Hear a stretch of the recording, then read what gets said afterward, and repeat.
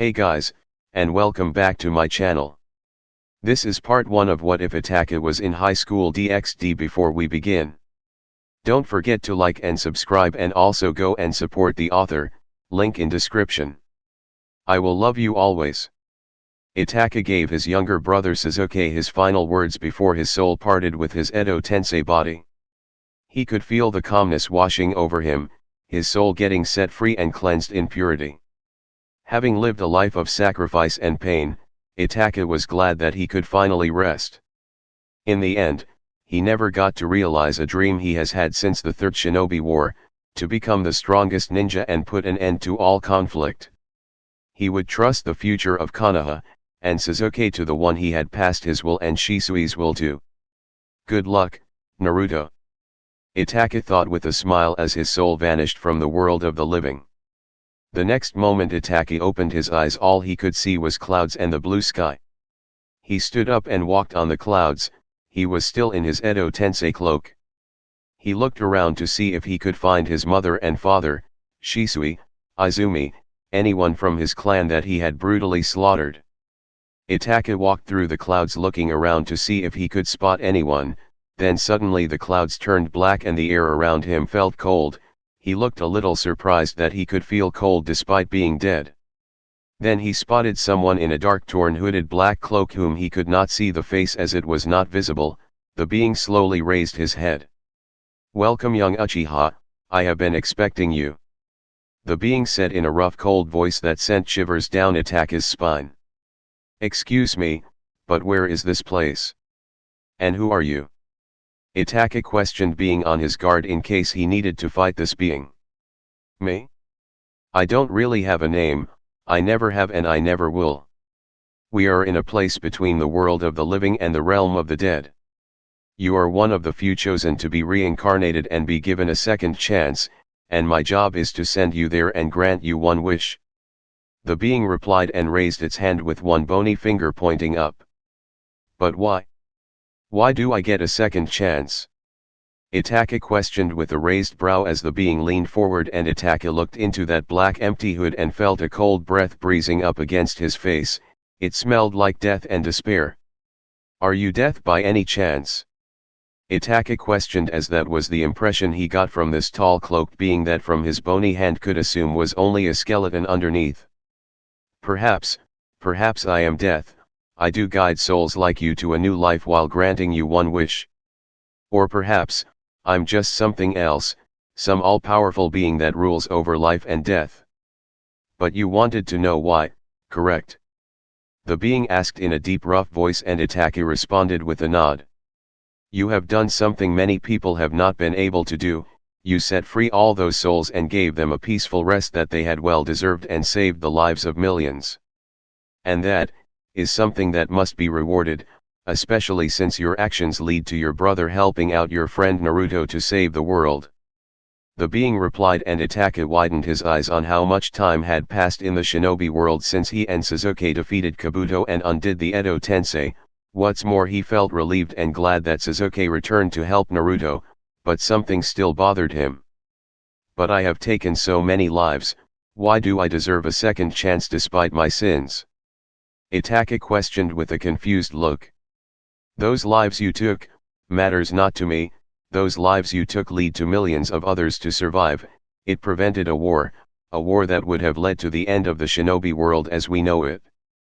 Now let me hear your wish. It could be anything, even powers from your old life that you would not get with you in this one," the being said, and Itachi raised his brow once again in confusion. "Wait, so I don't get to keep my powers unless I wish for them?" Itachi questioned. "Of course, not all worlds contain chakra, but you can't wish for all your powers, that would be too much. You can have one ability, your nature elements, your genjutsu powers, or your Sharingan." The being raised the bony finger once more, symbolizing Itachi's option of picking one power. Having one of my old abilities might be a good idea. The Sharingan seems most useful as it could help me learn things about this new world he's sending me to and what abilities they can offer me." Itachi thought and came to a decision. "Very well, if you could give me my Sharingan that would be nice." This world I'm sending you to has no chakra, so I will need to give your eyes the ability to get used to magic, as that is the source of this world's power. Your eyes will evolve into the prime state of your Sharingan once you have mastered magic. The more you master magic, the more you will be able to use your Sharingan. Once you master a little of magic, you get the one Tomo state. And it will keep on going like that. The being explained. So, this magic, is it like chakra? Will it be difficult to master? Itachi questioned. Magic is very different from chakra, so it might be difficult for you to learn at first. But considering how much of a prodigy you are, I'm sure it won't be that much of a difficulty for you. And to make sure you don't go blind, I will give you your brother's old eyes, that way the prime state you can reach of your Sharingan will be eternal Mangekyo state. I will also allow you to keep the Totsuka blade and the Yata mirror, they seem attached to you after all. The hooded being said, and formed a dark vortex in his bony hands. Excuse me, but why couldn't you just send me back to the shinobi world? Why is it needed for me to go to a new world? Itachi questioned, as he wasn't sure this was worth all the trouble. That would cause too much of a panic and confusion. It would be for the best to reincarnate you into a new world. The being replied while the vortex glowed. Excuse me, but what are you doing? Itachi questioned, looking at the vortex. Looking for whomever is going through childbirth in this world. I can guarantee that you might think that you actually deserve this fate. I think actually those who don't know the truth about you thinks this is where you would end up when you died. The being actually chuckled a little and looked slightly amused. Thank you for everything you have done. Itachi bowed his head in respect. You're welcome, now go. The being reached out his bony finger and poked Itachi's forehead. Itachi felt that his body had shrunk, and he was curled up into a ball. The next moment it felt like he was in a tight space, the walls were soft and he could feel that everything around him was wet. He couldn't open his eyes, but he easily reached the conclusion that he was in his new mother's womb. He also felt another foot pushing up against him. He wasn't alone in the womb. He was going to have a twin sibling. Suddenly all the water around them was released and the process of childbirth began. Itachi forced his eyes open to see an opening and that it was closer to him. He crawled towards the opening as he and his twin were also pushed out. He was greeted by a man in white whom was the doctor that pulled him out. It's a boy. The doctor said and tucked Itachi inside a blanket and handed him to the nurse. Okay, here comes the second one. The doctor said, and it took just a minuet until his twin was out. It's a girl. The doctor then tucked Itachi's new twin sister into a blanket as well and handed her to the nurse. Itachi looked at his newborn twin sister that was crying just as what you would expect from a newborn baby, while Itachi didn't cry at all. Then again, he was conscious about what was happening and knew full well what was going on. The nurse then handed them to a woman with long black hair and blue eyes whom looked a little weak due to childbirth. Here you go, Lady Satrai. The nurse said and handed them over to their mother. His mother looked at him and his sister with a warm loving smile that brought a smile to Itachi's face. Next to the bed of his mother was a man with short black hair and violet eyes. He also had a goatee. He was dressed in some fancy clothing that showed to what Itachi understood that his new parents were nobles of some kind. He also remembered about what the being said, that where he would end up would be where people would think he would end up. He still didn't understand what he meant by that. But then he looked out the window and saw something he couldn't believe. The sky was dark purple and not blue. Is this just how the sky always looks in this new world? Or does it mean something else? Itachi thought, but then he saw a man with devil-like bat wings fly by the window along with a few other people with the same type of wings. What kind of world is this? My new son and daughter, they look so beautiful. Their mother said with warm motherly loving smile as embraced both her children in a gentle hug. My first son, and my second daughter, they're wonderful. His father said with a loving smile as he leaned in closer to them. So, this means me and my twin sister have an older sister as well. Itachi thought as he was a little happy over having gained such a loving family. What should we name them? Lord Satrai asked. Are we still going to name the girl Sana? Of course, that's what we discussed anyway. Lady Satrai said. Then what about our son, what should we name him? Lord Satrai questioned. I kind of like the names Kai, Jin, and Itachi. Which one do you like the best, honey? Lady Satrai asked, and Itachi widened his eyes that his own original name was mentioned.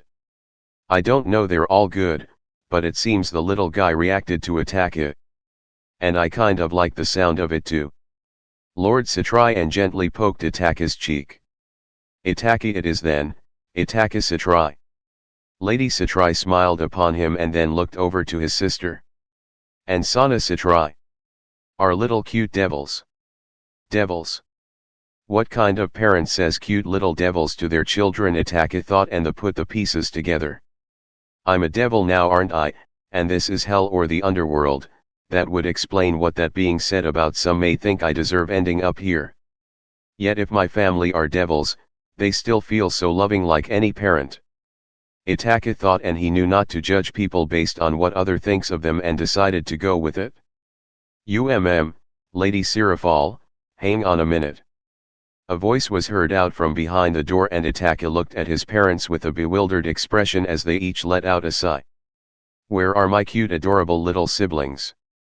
A young beautiful woman with long black hair tied into twin tails, she had violet eyes, and she was dressed in a pink magical girl outfit, although not that Itachi knew what that outfit was.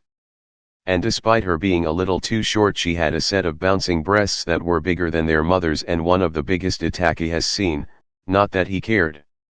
She leaped through the door and skidded face down towards the hospital bed that their mother was lying on. The magical girl looked up with a red mark on her face and a teary face.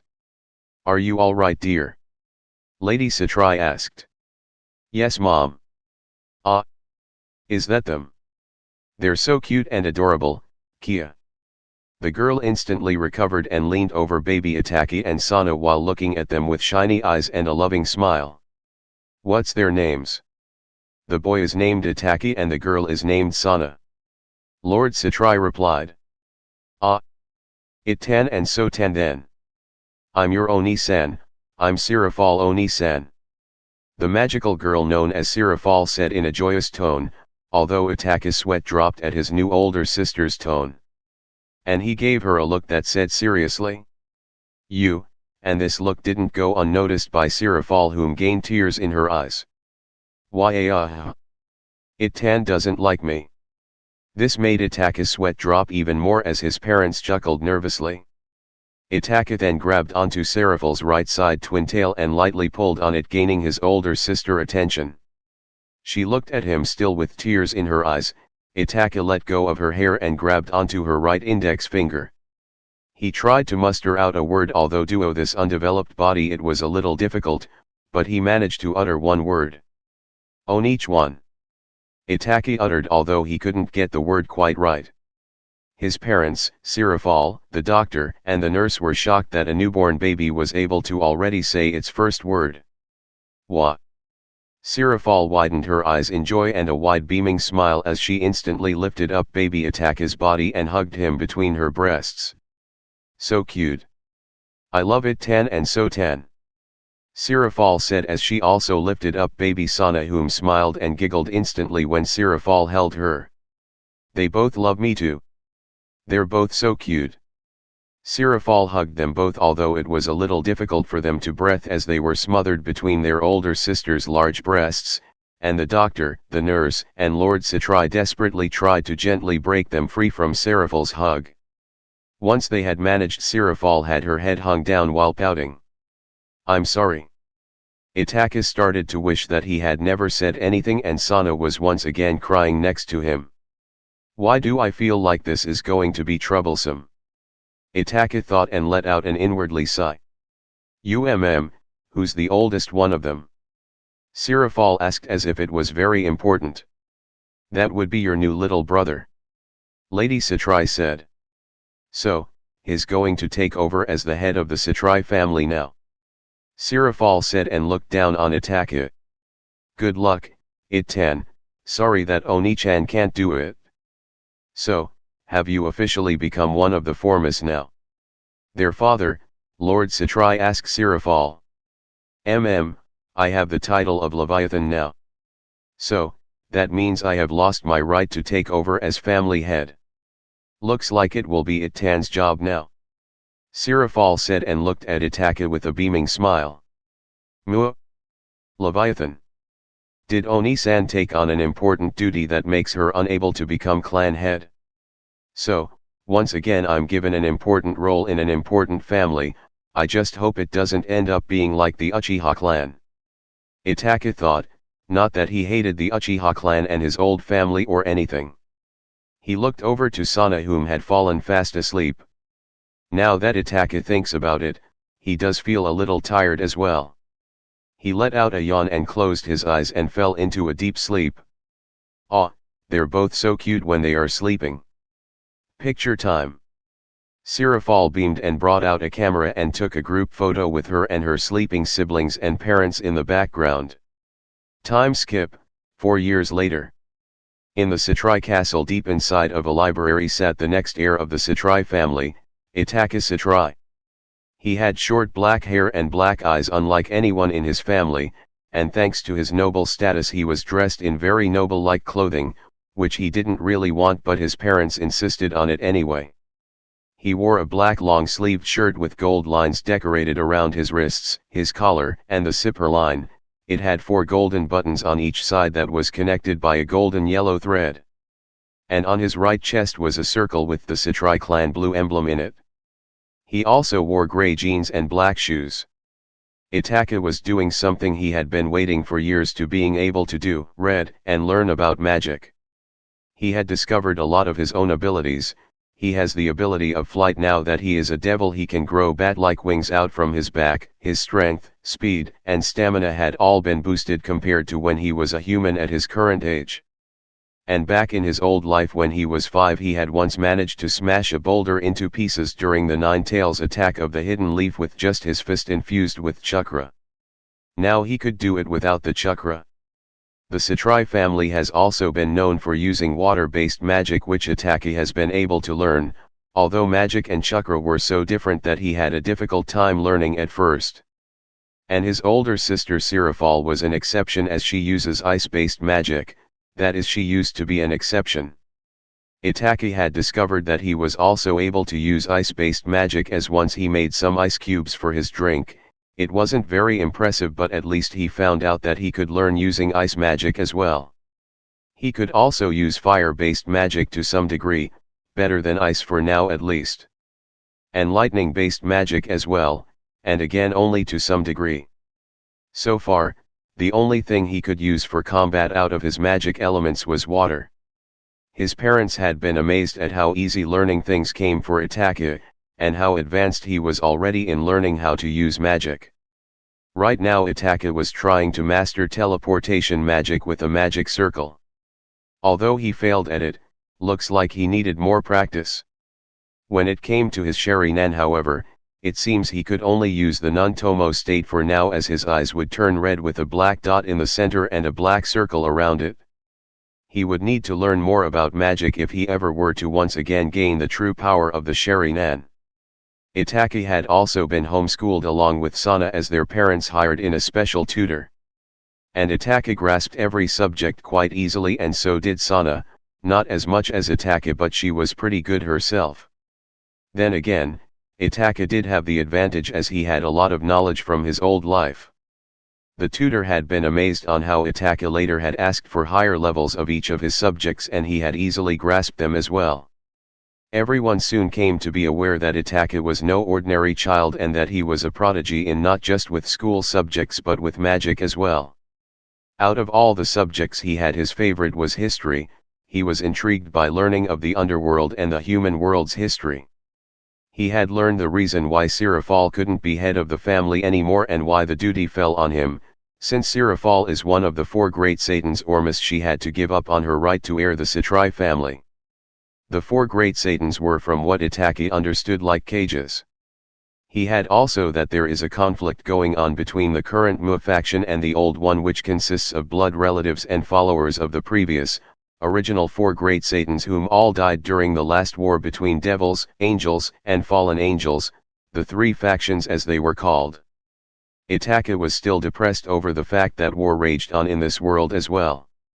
Although he never understood why the three factions never waged war against the humans. Were they simply not considered a threat? One thing Itachi was certain of, was that he could pursue his dream of ending all conflict by becoming the strongest.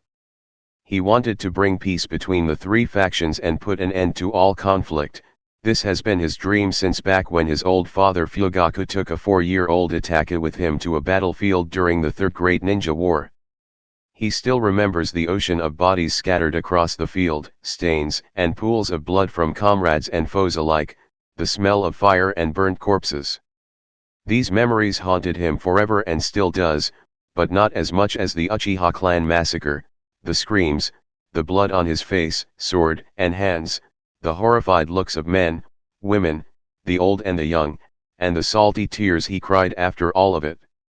Conflict was what led to all these horrific events in Itachi's life, which is why he was more motivated than ever to put an end to all conflict by becoming stronger. Oni-sama.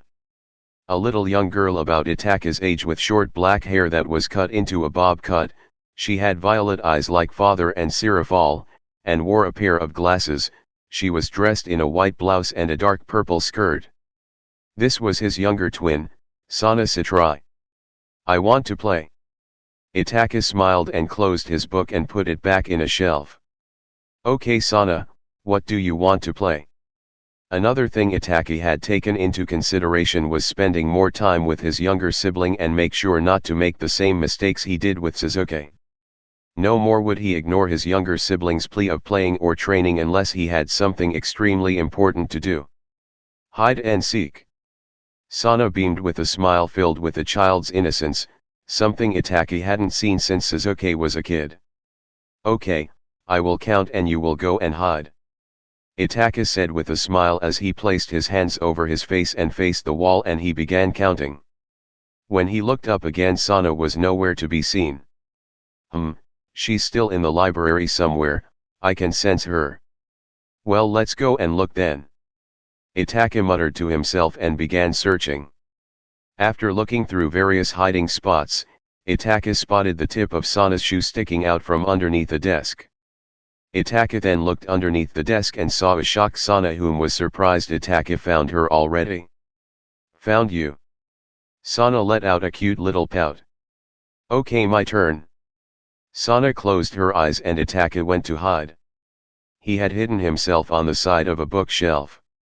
And heard Sana approaching while looking for him. Not here. He could hear Sana utter as she kept searching. Itachi could have hidden himself much better, but chose to make it easier for Sana, although she would have scolded him if she knew that. She's getting closer. Itachi thought and purposely stuck out the tip of his shoe for Sana to see. Ah! I found you, Oni-sama. Sana said while jumping around happily. You sure did, Sana, good job. Itachi praised and patted her head, to which she gained a small happy smile. Again. Sana said, and they kept on playing for almost 2 hours until Sana got tired and fell asleep in her hiding spot. Itachi was now piggyback carrying a sleeping Sana back to her room. He looked at her sleeping face from the corner of his eye with a smile on his face. She was just as old as Itachi but was much more childish, as Itachi in his mind was actually way older, and even though he wasn't nearly as old as his older sister Sirafal, he was still far more mature than her. The lack of Itachi acting like a child sometimes worried his parents, but they would be freed from their worries whenever he played around with Sana. Itachi had arrived with Sana to her room. He gently placed her on her bed and tucked her in. Normally the maids would be doing these kinds of things, but Itachi always insisted on doing it himself whenever he was free. Once Itachi walked out of Sana's room, he once again began focusing on making a magic circle to teleport him to his bedroom. He took a deep breath and raised his right hand as a blue magic circle formed beneath his feet, He kept his concentration and then he vanished in a flash of light. Two maids had walked by to witness this. "Oh my, looks like the young master has mastered teleportation," the first maid said. "Indeed, I can sense him now in his own bedroom. He's quite talented for his age," the second maid said. Inside a plain room with a very large bed, a large mirror, a toy box filled with toys that Itachi would only play with to ease his parents' minds, and a few anime posters of ninjas, as he found the way these shows interpreted the ways of a shinobi to be quite intriguing. Itachi walked up to the mirror as his black eyes turned red with now one black tomo in them, a black dot in the center and a black circle line that the tomo was connected to circling around the dot. One step closer, Itachi thought with a stern expression. The next day, Itachi and Sana stood with their parents, whom had informed that an old family friend, Lord Gremory of the Gremory family, that was one of the great pillars like the Satrai family and one of the few pure-blooded devil families left since the last war, was coming over for a visit with his daughter that was just as old as Itachi and Sana apparently, and like Itachi was the heir to their family as their elder siblings had become Miss. He hadn't gotten much information about this girl, other than her age and that her name is Rias Gremory, and that her older brother is the Musertsk's Lucifer, like how Itachi and Sana's older sister is the Musirafal Leviathan. Sana seemed a little nervous yet also excited in meeting a possible new friend, while Itachi remained with his stoic emotionless expression. It will be good for Sana to have a female friend her own age, Itachi thought as the doors opened. Itachi and Sana stood with their father and mother as the main doors were opened and in entered three figures. One was a handsome middle-aged man that looked younger than he should be. He had long red crimson hair tied into a loose ponytail with a black hairband, his eyes were bright blue. He also had a short red stubble beard on his chin. He was dressed in a fancy white suit and underneath a black shirt with the collar sticking out from the white suit. Next to him was a beautiful young woman that Itachi could have sworn was in her teens, if he hadn't known about how devils like his own mother could use magic to make themselves younger. He wouldn't have believed anyone if they told him how old this woman really was. She had brown spiky hair that reached slightly beyond her shoulders, her eyes were violet and she had quite the curvy figure and her breast size rivaled that of a certain slug queen Itachi used to know back in his days in his old life. She was dressed in a white dress. And just between both adults was a little girl about Itachi and Sana's age. She had her mother's hairstyle but her father's red crimson color and her eyes were bright blue as well. She was dressed in a green sundress. These were Lord Zedicus Gremory, his wife Venelana Gremory, whom originated from the Bale clan, and their daughter that was just as old as Itachi and Sana, Rias Gremory, the next heir of the Gremory family, as her older brother had become the new Lucifer, king of the underworld. She had a look of curiosity which you would expect from a child, with a hint of excitement. "Ah! Lord Satrai, it's been a while." Lord Gremory went up to Lord Satrai and greeted him by raising his hand slightly and with a big goofy smile. "Greetings, Lord Gremory, it truly has been a while. I believe last time was when you lost that bet to me. You still haven't paid me, by the way," Lord Satrai said with a scowl that made Lord Gremory chuckle nervously while rubbing the back of his head. He then looked over to Itachi and Sana. No, he was only looking at Itachi. Itachi could feel the man looking into his eyes and into his soul. Lord Gremory then gave the young boy a warm smile before looking back at Lord Satrai. "I was hoping you had forgotten about that by now," Lord Gremory said with a goofy grin as he sweated a little. "Learn to live up to your promises," Lord Satrai said with a slightly annoyed expression. "It's been such a long time, Venelana. Does your husband act like a child as well?" Lady Satrai said, completely ignoring that their husbands were there. "Oh, yes, and so does yours, I assume," Venelana said with a warm smile as the two husbands felt like boulders just fell on top of their heads. "Indeed. Ah, this must be little Rias-chan. How are you, dear?" Lady Satrai turned her attention to the little girl standing next to her mother. I'm good," Rias greeted with a big beaming smile. "And those two must be little Sana-chan and Itachi-kun." Vanellope looked at the two twins with a warm loving smile that made Itachi feel comfortable. "Hello, Lady Gremory." Sana bowed down politely as she tended to mostly show her childish side with Itachi. "Greetings."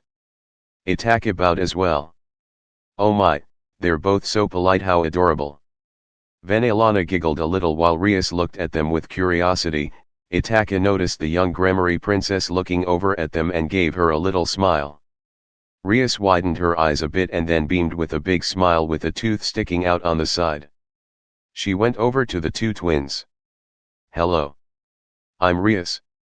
Rias introduced herself as she was filled with energy, however this energetic greeting startled Sana a bit. "Hello, I'm Sana." Sana replied, taken a little aback. "Greetings Rias, I'm Itachi." Itachi bowed his head slightly with the same smile as before. This energetic vibe Rias was giving off reminded him a little of Suzuki when he was her age, which brought up a lot of good old memories for him. "You guys wanna play?" Rias asked, looking back and forth on both twins. She then looked like she remembered something and looked back at her mother. "Mama, can I go play with Itachi and Sana?" "Certainly honey."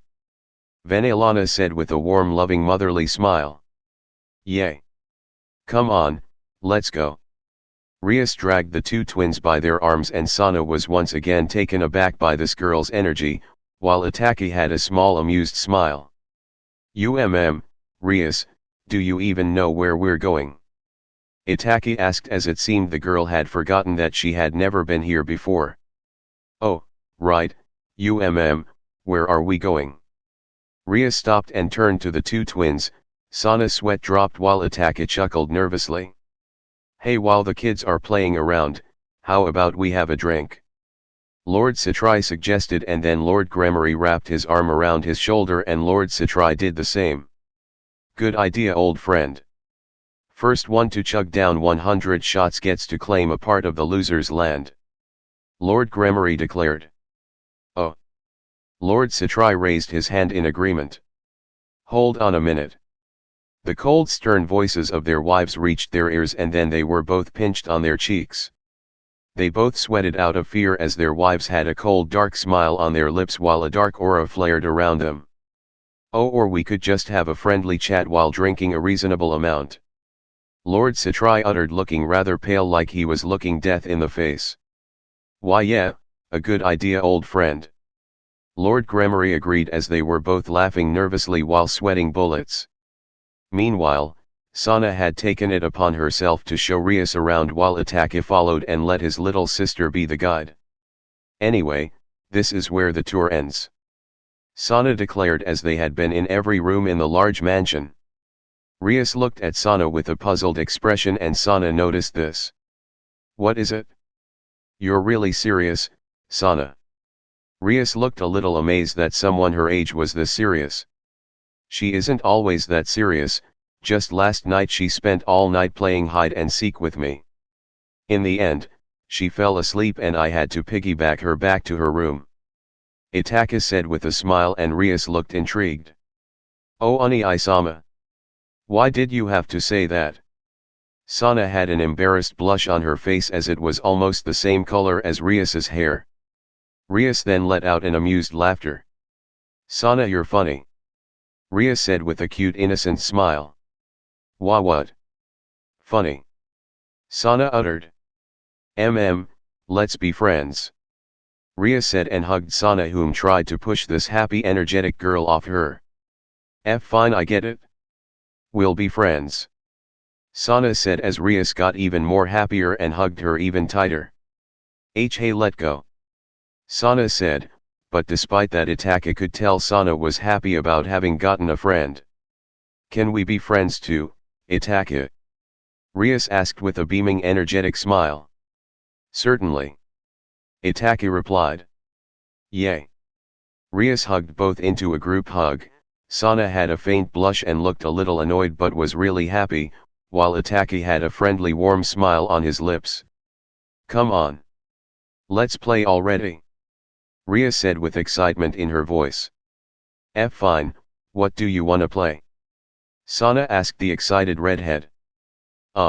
I don't know. Rias tilted her head to the side and placed her right hand on her chin and began thinking.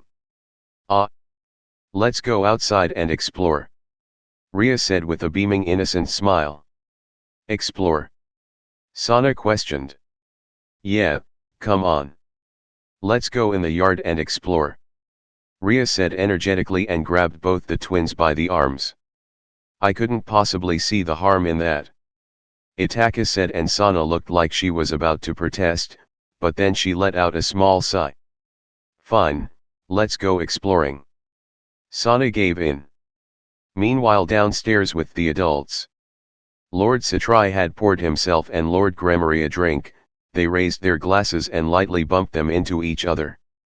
Cheers. The two clan leaders chugged down their drinks while their wives sat next to them while calmly drinking tea and making sure their husbands didn't do anything stupid. Bwah. They both slammed their glasses back into the table and grinned at each other. I finished first. I win. Lord Gremory said with his face a little red from the alcohol as beneath the table was 4 empty bottles. Naha. I finished first. All that alcohol must have killed your reaming brain cells. Lord Satrai protested as his face was also a little red from all the alcohol. Obviously, you're hallucinating, because I finished first, buddy. Lord Gremory stood up and slammed his foot on the table. No way, pal. I finished first. Lord Satrai stood up and placed his foot on the table as well, and they both glared at each other while releasing some dark aura. Sit down, you two. Their wives spoke after taking a sip of tea. But I finished my drink first. Right, honey? Lord Satrai turned to his wife. Naha, I finished first. Right, my beloved? Lord Gremory turned to his wife. Sit. Their wives sent them death glares while releasing a dark aura. Why, yes, ma'am. They both said in unison and sat back down, giving up on trying to figure out who won. Darling, aren't you forgetting why we came here in the first place? Venelana looked over at her husband, whom dawned onto realization of their visit. Oh yeah, we have a request for you too. Lord Gremory gained a serious expression as he looked over to his close friend. A request? Of what? Lord Satrai questioned. I'm sure you've heard about my agreement with the Phoenix clan, but I can't fully support that agreement anymore. And this is the only way. Lord Gremory clenched his fists. You're referring to the engagement between your daughter and Razor Phoenix, correct? Lord Satrai asked as he also gained a serious expression. Yes, at first he seemed like such a nice kid. But after watching what he became like recently, I'm starting to have my doubts about him being engaged to my little Rias. Rias herself can't even stand Razor. But I can't really call of the engagement that could cause some problematic relations with the Phoenix family, plus our species is in danger of extinction. Although I might have found a solution. Lord Gremory narrowed his eyes. And what would that be? Lord Satrai asked, pretending like he didn't already know the answer. Lord Gremory took in a deep breath and went on his knees and bowed. Please, let's form an engagement between Rias and Itachi. I beg of you, please, Lord Satrai. Raise your head, old friend. Lord Satrai spoke and Lord Gremory looked up. I would like nothing more than to help you, but I'm not sure how my son will feel about this. We will need to discuss it with him first before we can give you an answer. I see. Thank you. Lord Gremory said with a little saddened smile. But, do you really think that the Phoenix clan will back down from this engagement? I don't see that being very likely, especially with a boy as persistent as Razor Phoenix. Even if Itachi were to agree on it, he and Razor would be competing for Ria's hand at the end, most likely in a rating game. And whoever wins gains the right to be engaged to her, and if Itachi were to lose, there would be nothing we could do to stop this. You are aware of this, right? Lord Satrai asked with a narrowed gaze. Yeah, I do understand. But I could see it in your boy's eyes when I first saw him, that he was going to be incredibly strong. I could see that fire in his eyes, something which I have only seen in my very own son, Surtsks. I was a little skeptic about this idea before we got here, I will admit that, but once I saw that boy and his eyes, and how quickly he got Ria's attention, I knew it in my heart that I was making the right choice. I know that your boy won't fail, and I think you know it too. Lord Gremory smirked and Lord Citrai and Lady Citrai gained a smile themselves. Vanelana smiled as well at this. Guess you're right on that part. I am very aware of my son's abilities and how much potential he has. But like I said, I will need to discuss this with him first. I'm not going to make a deal unlike a certain someone who did it while their child couldn't even speak. Lord Citrai scolded Lord Gremory, whom felt like an arrow pierced his chest. Ack. Like I said, he looked like a nice kid at first, and his father was very persuasive. He didn't seem to care that much, but he was very persuasive. And Razor looked like a nice kid at first. I had no idea he was going to grow up and become a jerk. Lord Gremory said in his own defense, making Vanelana sigh at her husband's childish stupidity. You do know you used that nice kid excuse twice in that little outburst of yours, right? Lord Citrai's sweat dropped a little. The door suddenly bursted open and Seraphal jumped in wearing her pink magical girl outfit. Hey Mom. Hey Dad. Where's it Tan and so Tan? I have finally gotten a break from my mood duties and decided to come and cuddle with them. Oh, hey Lord Gremory, Lady Gremory. Seraphal said, noticing their guests. Greetings, Seraphal Sama. Vanelana gave a small bow to the current Leviathan. It's been a while. Lord Gremory gave a small bow as well. Your brother and sister are somewhere around playing with Rias Gremory, and we're in the middle of an important discussion here, Seraphal. Lord Citrai pointed out. Oh, sorry. So, It-Tan and So-Tan are playing with Rias-chan? Seraphal asked as she lifted her right hand up and brought her pointy finger over her lips. Yes, they could be anywhere around the mansion. Lady Citrai replied to her oldest daughter. View.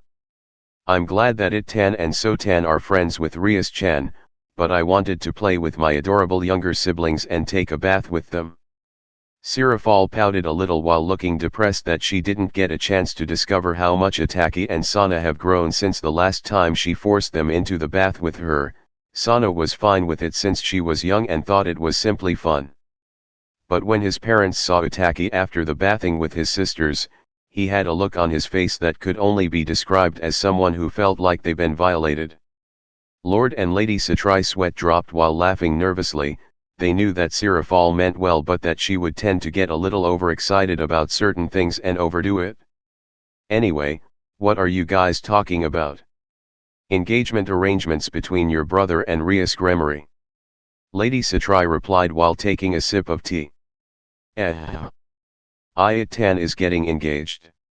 I refuse to give up my cute and adorable little It-Tan. He and So-Tan are supposed to love their Oni-chan only. Rias-chan might be a good girl, but It-Tan is still my little It-Tan. Seraphal shouted while pouting and throwing a little fit. I'm getting a little concerned about your affection towards your younger siblings, Seraphal. Lord Citrai's sweat dropped a little. Besides, it is supposed to be a way to prevent Rias from getting married to that Razor Phoenix in the future. Naturally we're planning on talking with your brother about it first. Oh? Then it's fine, I guess. I know It-Tan will gladly help, he's just such a nice and cute little boy. Seraphal said with a little cute smile and a giggle. I still won't give It-Tan to anyone. I think he will say something else about that statement.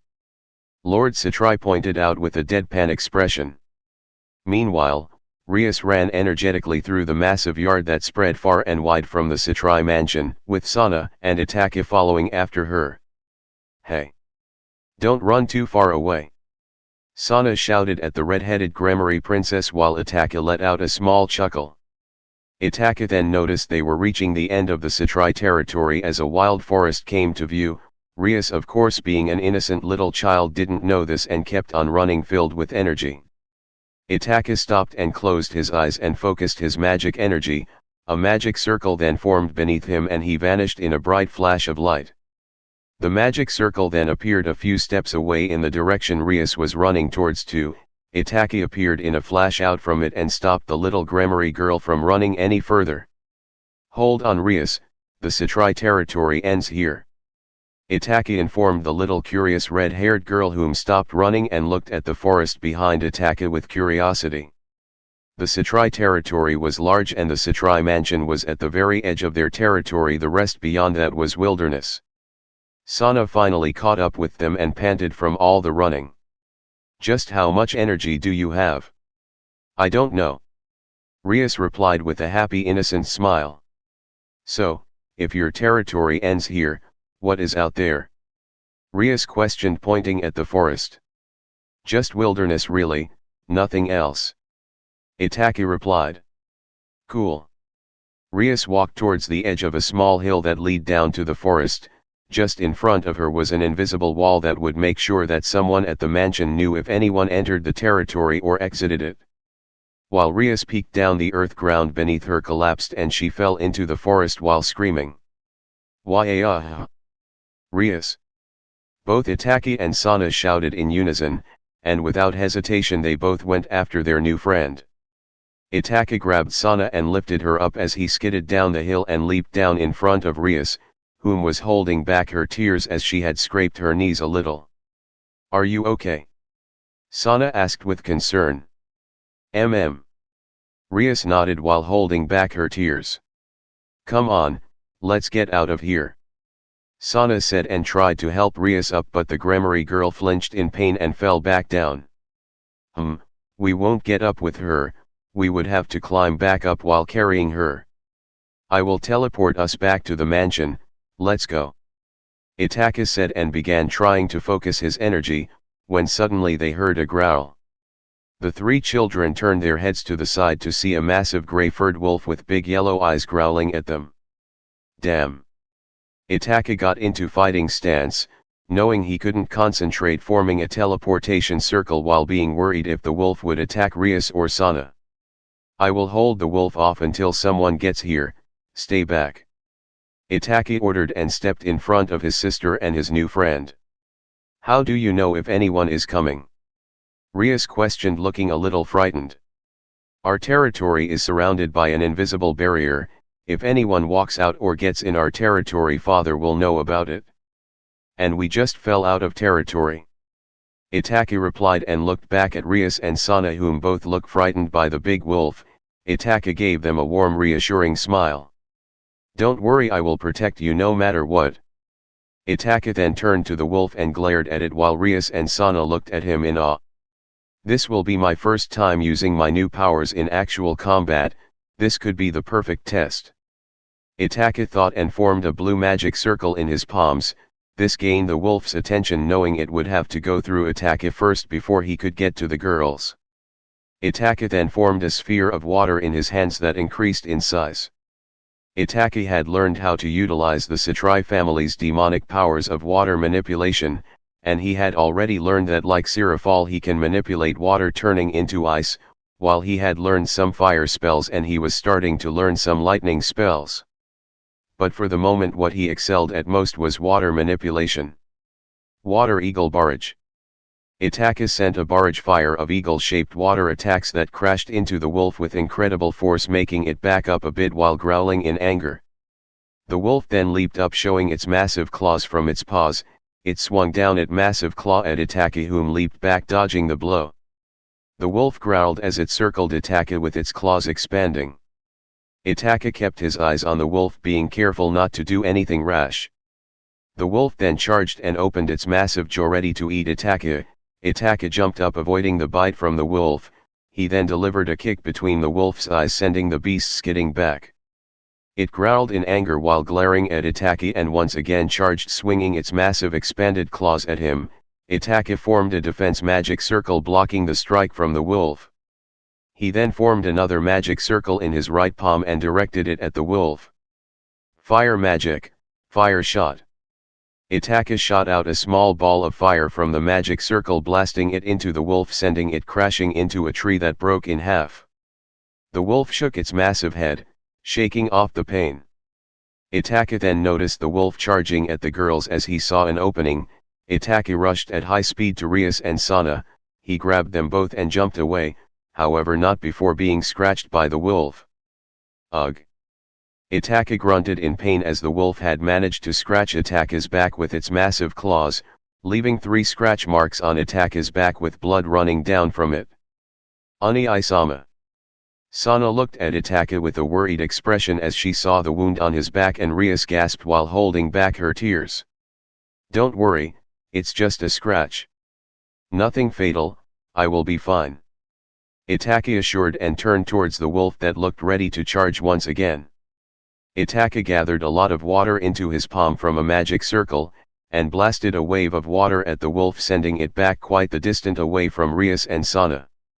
The soaked wolf glared at Itachi while growling, showing its massive sharp fangs. The wolf charged head-on towards Itachi, whom ran towards it so that the girls wouldn't be in danger. Itachi was in front of the wolf that slammed its claw down where he stood. Itachi dodged the claw that crashed into the ground where he once stood, and delivered an uppercut punch to the wolf's jaw, leaped up and delivered an axe kick down onto the top of its head. The wolf fell to the ground, but quickly recovered and pushed Itachi off, and quickly swatted him away like a fly, sending him crashing into a tree. Ugh!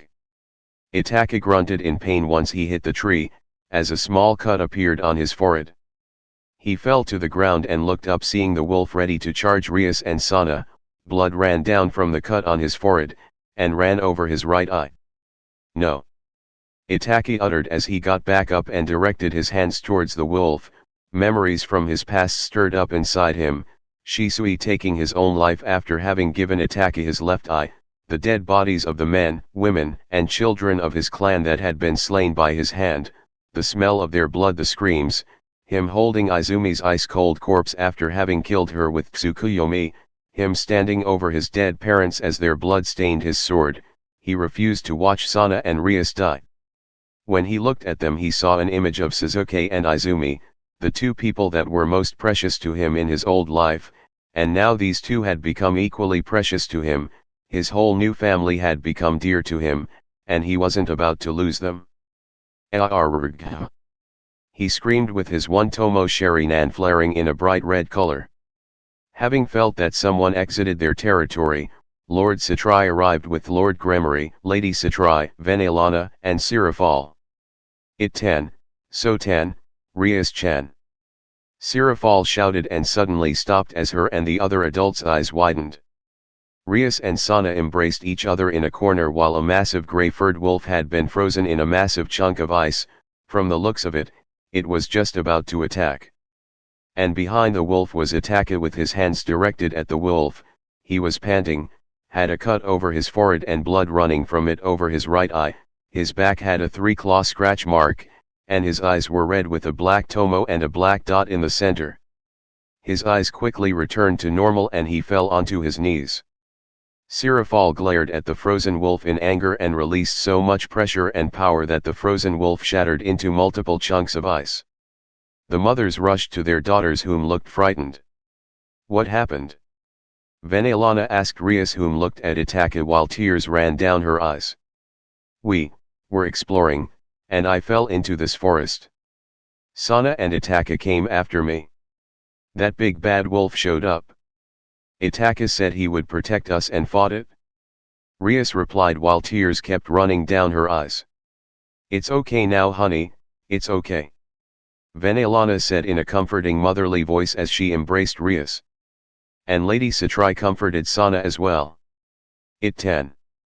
Sirafal walked up to her baby brother, whom was still panting. "I'm fine, Nay-san. Just a little scratch," Itachi replied, but despite that Sirafal lifted his tiny body into her arms while looking at him with a proud smile. "You did good, It-ten, you protected So-tan and Rias-chan, Oni-chan is super proud of you," Sirafal said in a soft comforting voice. Sometime later, they had all returned to the mansion. Itachi had gotten his wounds treated. They were nothing serious, he just needed a few bandages on his back and one band-aid on the cut over his right eye. Itachi was now gathered in a room with his father and Lord Gremory, whom explained what they discussed earlier while Itachi, Sana, and Rias were playing. Lord Gremory bowed to the young Satrai with a thankful smile. "I'm thanking you again for protecting my daughter, and I hope that you will accept this engagement between you and her."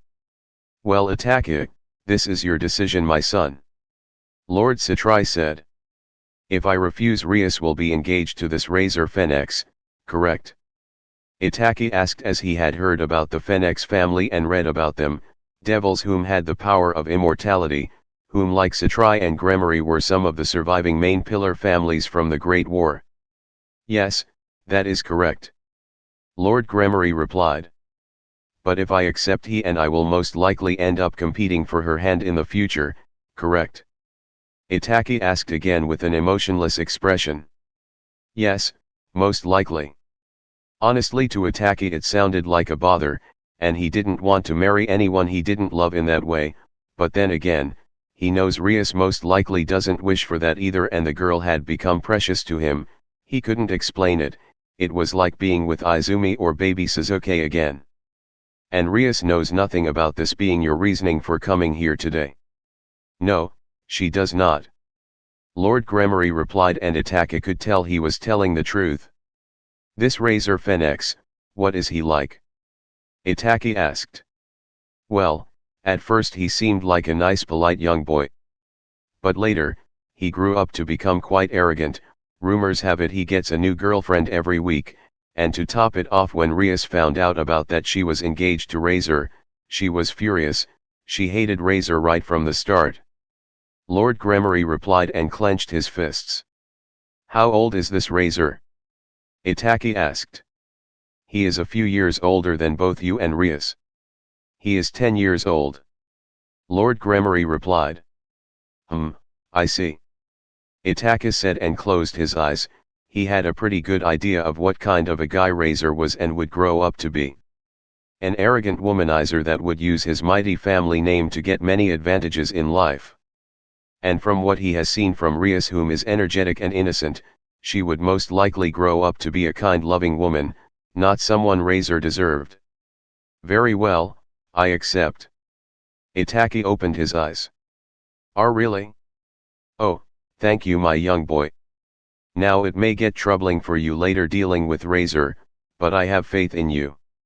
Lord Gremory bowed his head down thankfully. "Please get up, it's embarrassing," Itachi said with an emotionless expression. His plan was to stay engaged with Rias until Razor backs down, or the time would come when he would have to force Razor to back down. When that happens, he will let Rias remain free and let her marry someone she will eventually fall in love with. Was there anything else? "Actually, wait, hang on," Lord Satrai said and opened the door to the living room, and Sirafal fell in as she had been eavesdropping. "Come on in, Sirafal," her father said while Sirafal let out a nervous chuckle. "So, It-tan, you're engaged to Rias-chan now. Do you want to marry her?" Sirafal asked Itachi with a smile. Although Itachi could see what laid beyond her facial expression, she didn't like the idea of him getting taken away. "I'm doing this to protect her from Razor Phoenix, and once that is done, I will let her decide whom she wants to marry," Itachi replied, as Sirafal seemed satisfied with that answer. "Now on to the second matter at hand. Zedicus, you may leave, this is a family matter." Lord Satrai spoke in a stern tone. Lord Gremory sighed and nodded, but not before sending another thank you look to Itachi. Once Lord Gremory had left, Itachi's father turned towards him with a stern expression that soon turned into a goofy proud grin. "You've gotten strong, my boy. That is my son for ya. Already able to use water, fire, and ice-based attacks. Now that's my boy," Lord Satrai said proudly and wrapped his arm around Itachi's shoulder. "It-tan, you're just like your Oni-chan. You can use ice. Yay." Sirafal cheered while jumping up in the air and then towards Itachi, hugging his face between her massive breasts. "Nasan, I can't breathe," Itachi said with a deadpan expression. "Ani-sama." Sana and Rias came running and froze once they saw what Sirafal was doing. Oni-sama. Put Oni-sama down right now. Sana shouted. Rias didn't know why, but she felt her chest being in pain once she saw Itachi being hugged by Sirafal. Is Sotan jealous? Ah, come here Sotan, Oni-chan will give ya lots and lots of love. Sirafal let Itachi go and grabbed Sana and hugged her the same way she did Itachi. Put me down. Oni-sama. Sana had a faint blush on her face. Kia. You're so cute when you're acting all tsundere. Sirafal squealed and hugged Sana even more. Are you alright? Itachi asked Rias, whom looked like she was in deep thought, that was broken once Itachi asked her that question. Why yeah, I'm fine. Rias replied when she suddenly felt her heart beat faster and she blushed a little. Good, I'm glad. Itachi said with a warm gentle smile that made Rias widen her eyes that sparkled a little. Are you okay? Rias asked. Yes, I'm quite alright. It was just a minor scratch, nothing to worry about. Itachi replied with the same warm gentle smile once again. Good. Rias avoided his gaze, which made Itachi gain a confused expression. Later, after everyone besides Lord Satrai and Sirafal had left the room, the eldest daughter and the father remained in silence for a while. You noticed it too, I assume? Itachi's eyes when we arrived at the scene. Lord Satrai said, referring to the Sherry-nan they saw in Itachi's eyes after his battle with the wolf. What was that? Could it somehow be a sacred gear? Sirafal questioned with a stern, serious expression. He doesn't have human blood within him, so that would be impossible, unless he secretly found it while still being a toddler. Which I seriously doubt, considering he was always either with you or Sana, sometimes even with me and your mother. Lord Satrai said with a smile and closed eyes as he leaned back while stretching his arms. Then what is it? Some mutation from our family? Or is it something else? Sirafal had a tone of concern directed towards her precious little brother. Who knows, maybe you should try and ask Ajuka Beelzebub-sama if he possibly knows anything. For now, we should just keep a close eye on Itachi and see if he experiences any pain or anything of that sort.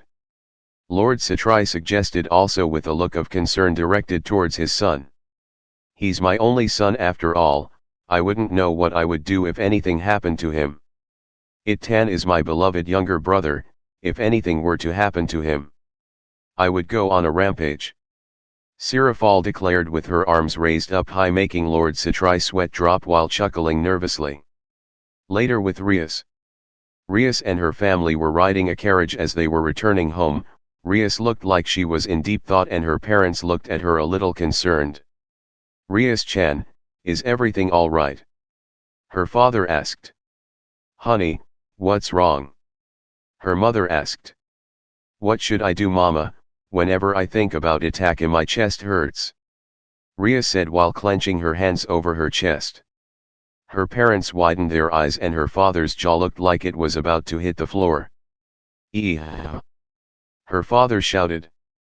Oh my, Rias-chan, it means you really like Itachi, you do, don't you?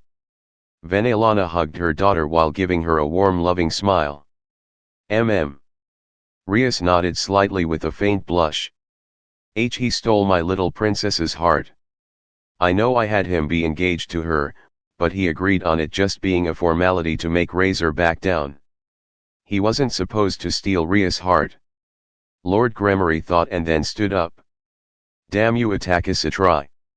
He shouted from the top of his lungs, while Rias looked at her father confused, and Venelana sighed. He can be so overprotective sometimes. Venelana rubbed her temple. Honey, sit back down. Venelana had a smile but was letting out a dark malicious aura directed at her husband that began sweating. Why yes ma'am.